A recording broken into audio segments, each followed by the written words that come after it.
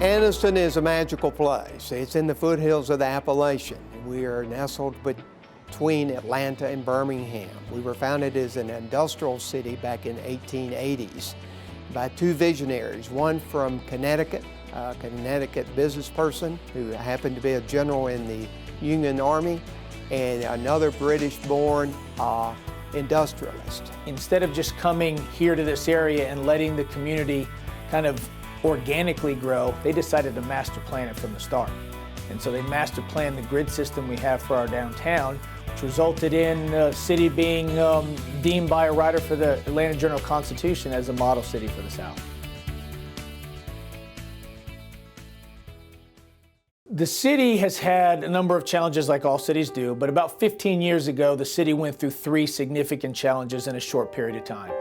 It started with the closing of Fort McClellan, which was an active duty Army installation, followed by the discovery of a significant contamination of PCBs from a local fertilizer manufacturer. And then it culminated with the decision by the Army to destroy the chemical weapons that had been stored at Fort McClellan locally here at the Anniston Army Depot.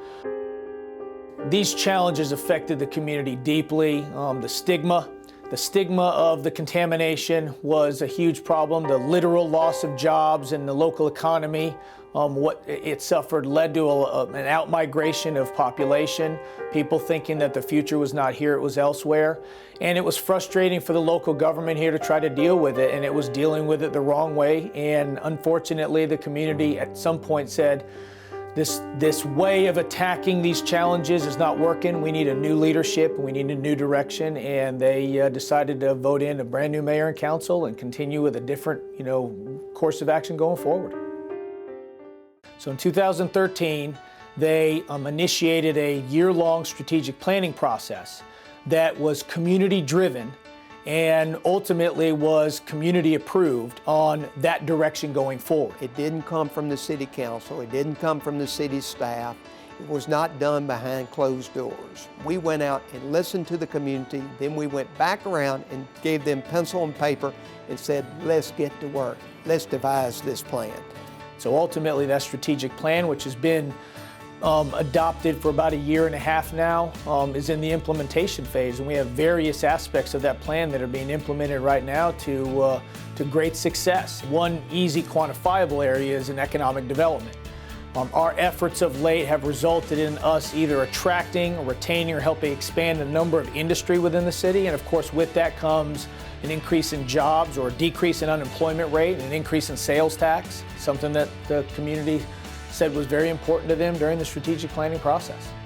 Creedmoor Sports since 1979 is a company that has catered to competitive high-power rifle shooters. We're in a niche market, competitive high-power conventional shooting, so we needed to branch out into other things, but within the same industry. And California was just not the place to do it. Anniston, Alabama, Anniston in particular, was very friendly and open to doing everything possible to make it work for us. Made it easy for all of our employees to come with. In California, we had 8 employees. We brought 7 with us. But here we've gone from the 7 employees we brought with us, we're currently at 29 employees. New Flyer Anniston is a transit bus manufacturer. We produce buses that range in length from 35 to 60 feet. We produce them in all different kinds of propulsion systems. New Flyer is committed to the city of Anniston because we have 700 people that live in this community and depend on New Flyer every day for their livelihood. We have longtime and lifetime residents of this area, and they are very much a part of the community, and we want to stay. Like many other bases around the United States, Fort McClellan was a self-contained mixed-use community. It had recreational, it had residential, it had industrial, and it had educational facilities. And today, that infrastructure and those buildings that are here exist are what it is that we are redeveloping as a master planned mixed-use community.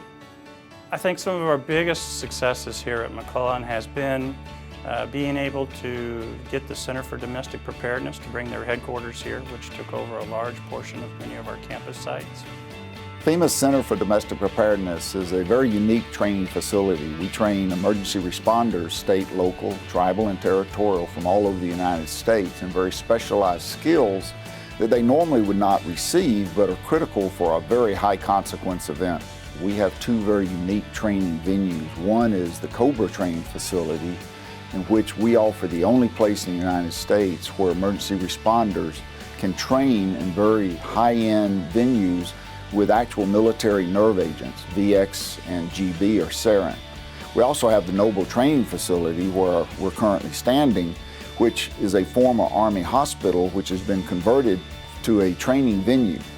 We have a great relationship with the city of Anniston. It's very critical to us to be good neighbors and also to benefit from the support and capabilities that they provide us.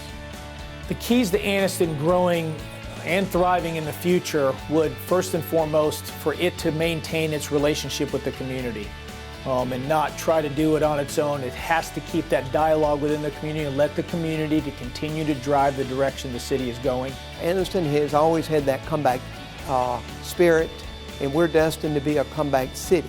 And that's why we work every day and every evening, re-energizing the citizens and building hope and belief that we can do this.